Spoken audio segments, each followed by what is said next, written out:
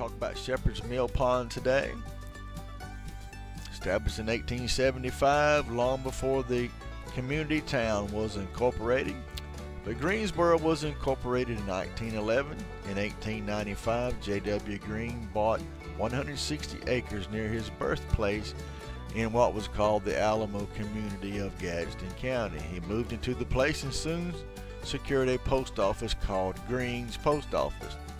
When the Apalachicola Northern Railway was built in 1907, a depot was located on the Green Farm, which was platted later as a town and named in honor of Green, thus the town being called Greensboro. The town was officially incorporated in 1909, as well as being reincorporated in 1911. Dr. O.W. Gardner was the first mayor of Greensboro and took office in 1907 and served until 1950. In 1951, Murray Spooner was elected mayor, and then he was followed by Earl Willis and then by Buddy Pitts, who served until he passed away in 2016. J.B. Toole is the current mayor of Greensboro. In 1927, the town had a bank, 8 general stores, a high school, hotel, a Baptist and Methodist church. Greensboro produced beef, hogs, turpentine, resin, and syrup. It also had the grist mill, which we're going to talk about today, and a peanut thrasher. For communication, the town had daily mail, telephone, and a telegraph.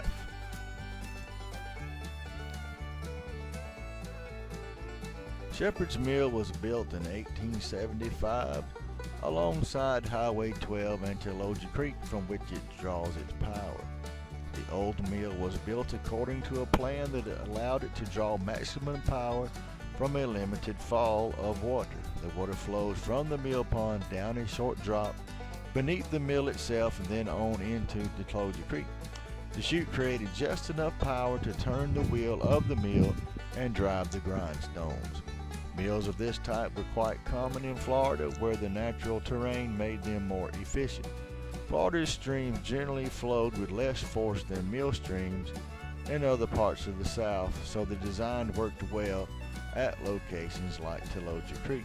The mill is not open to the public today, but can easily be seen from Highway 12, and the large mill pond is just across the road.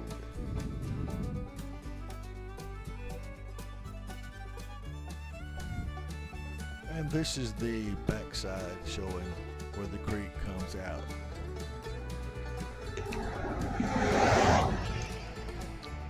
This is the creek side of the road.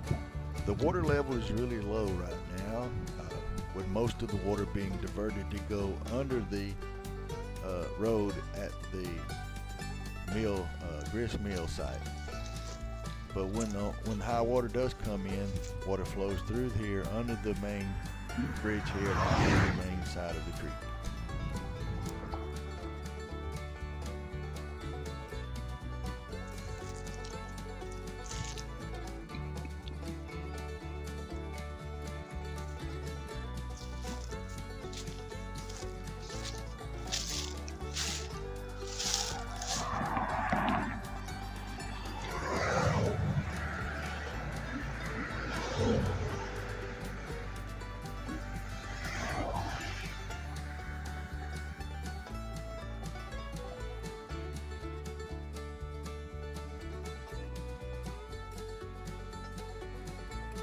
This is the main part of the grist mill pond. This is where the water goes under the road into the bottom of the grist mill, going through a short little waterfall there that we can't see and get to.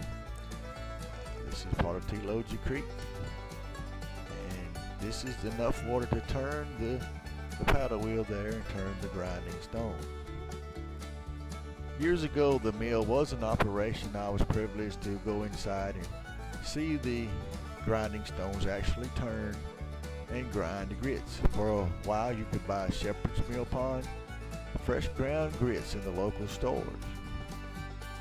But in the late 70s, early 80s, the owner sold the location to a different person, and then the mill was shut down.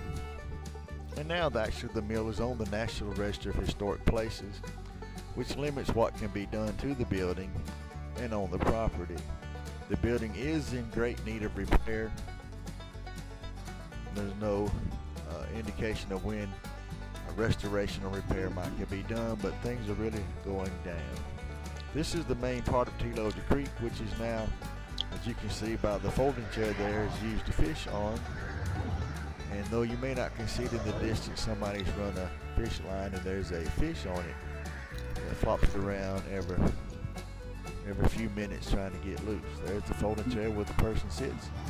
And I heard them hollering here in the edge of the forest while I was documenting this today. Here's our grinding stones. I don't think these are the ones that are inside. I would still think that the grinding stones would be set up inside on the turning spindle. These would be spares, I would think.